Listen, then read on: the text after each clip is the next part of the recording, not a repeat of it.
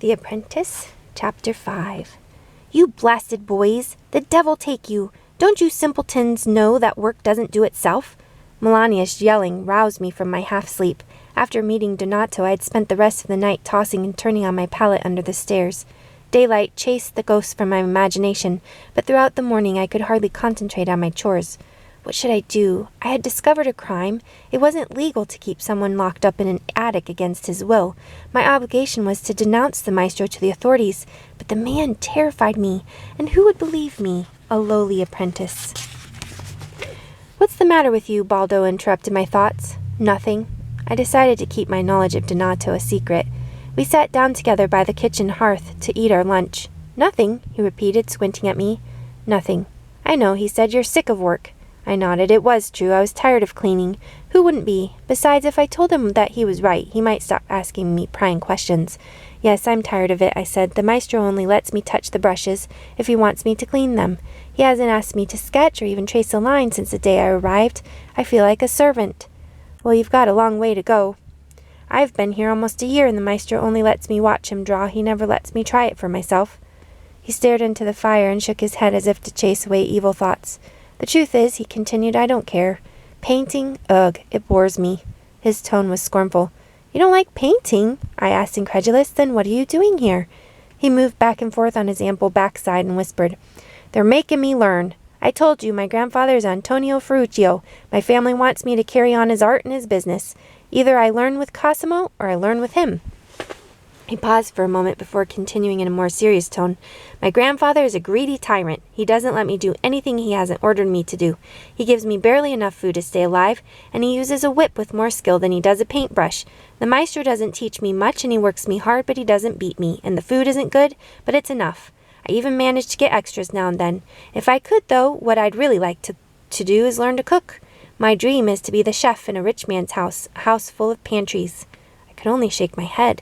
The sons of tailors want to be painters, and the sons of painters want to be chefs. I wondered what the sons of chefs would want to be.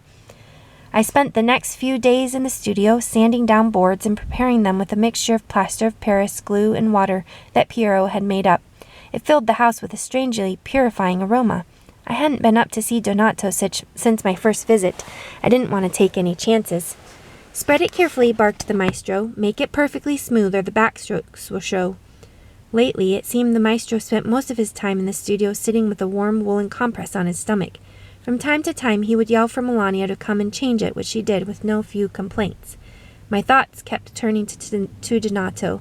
Although I had never liked the maestro, now that I knew about Donato, his presence was almost more than I could bear. I was filled with the desire to take the pestle I used to grind pigments and beat him with it. But when he looked at me, my thoughts froze. In my frustration, I began to doubt. What do I care about Donato? I asked myself as I covered the boards with the plaster of Paris mixture. I don't really know the boy in the attic. He's not related to me, and he's not my friend. I shouldn't put my future at risk. Painting is more important to me than anything. But I knew deep down what was right. It was a crime to kidnap someone and keep him prisoner. No man can own another. It was a crime. But what could I do? At the end of the day, Melania came into the studio to assign our evening chores.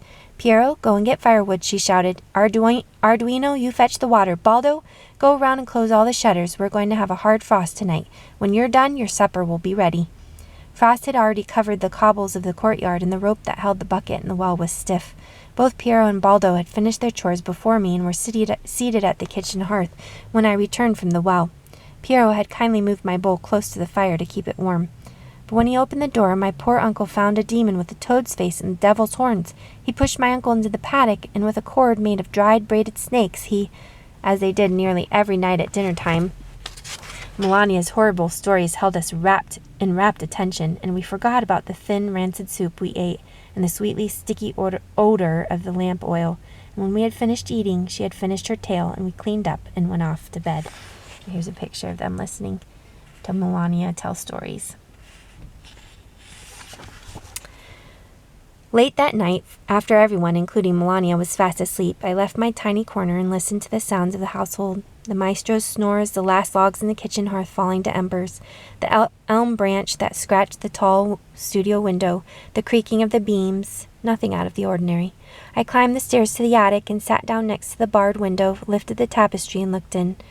Light from the full moon flooded the tiny room, and Donato, seated on the floor and wrapped in his blanket, was eating. "Donato," I whispered. He raised his head and looked at me. I hadn't seen him in several days, and his gaze seemed even calmer to me than before. Perhaps I was the one who was calmer. "Arduino, thank you for coming back." "What are you eating?" I asked. "Well," he looked into the bowl he held between his hands. "It looks like a soup or gruel. I'm not really sure. It's probably the leftover soup we had for dinner. It was made with something greasy that tasted rancid and stuck in my throat." "Probably lard," Donato said in his soft voice. "It tastes very good to me." I thought about this and realized that everything is relative. Things that make me sick to my stomach tasted good to Donato because he had even less than I.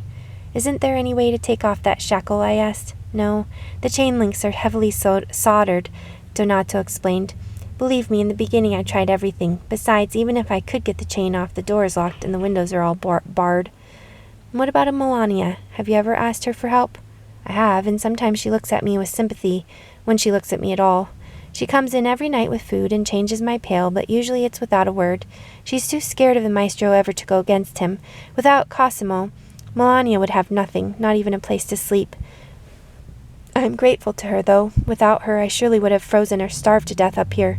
I had a bitter taste in my mouth. Listening to Donato, I realized what true cowardice was. Was I afraid to help him for fear of losing my apprenticeship and my chance to become a painter? "I could tell someone what the maestro is doing to you," I said. "Turn him into the authorities or send for my father, but—" Donato watched me in silence. "But I—" My voice choked. At that moment, all of my self-doubt and the difficulty of the situation overwhelmed me. "Come now, Arduino, what's the matter with you? Are you crying for me?" No, it's just that I really am such a coward." "Arduino." "Yes, I am, and selfish too," I said without taking a breath. "I could get your freedom tomorrow, but the maestro would throw me out of the studio and my father would force me to return to tailoring. As pathetic as it is, this is my only chance to learn to be a painter." Donato pulled on the chain so that he could get closer to the window. "Arduino, calm down a minute and listen to me. I don't expect you to sacrifice your dreams for me, nor do I want you to. I know that someday I will be free of this prison. Just knowing that you are my friend gives me some strength. Besides, true freedom isn't in the street or in the Cosimo's studio or in the air or in the sea. Freedom is inside each one of us." "But think about it, Arduino. You aren't really free either. You have to obey the maestro and Melania and your father. They occupy your thoughts and perhaps even keep you from living your dreams. I can't move, but my time and thoughts are mine alone. Do you see? I'm freer than you in many ways." He was right. I was always at the mercy of someone else. "Don't worry about me," he continued. "You will help me when you're ready. I've survived this long, and I am at peace with myself and others. I would venture to say that I'm even happy in my own way. Look." He pointed to the floor in the corner of the attic. From where I was, I could make out some marks in the dust. I can even draw and study perspective, symmetry, and composition. "You know so much about art," I said, "so much more than I do, things I've never even heard of. Would you like to learn some of them?" "Yes, but how?" "Come up here when you can, and I'll teach you what I can." I looked at him. In spite of his uncombed hair, his dirty, threadbare velvet doublet, he was an elegant man. I thought I recognized my grandfather's wisdom in his young eyes. "Yes, Donato," I said. "I will come up every chance I get."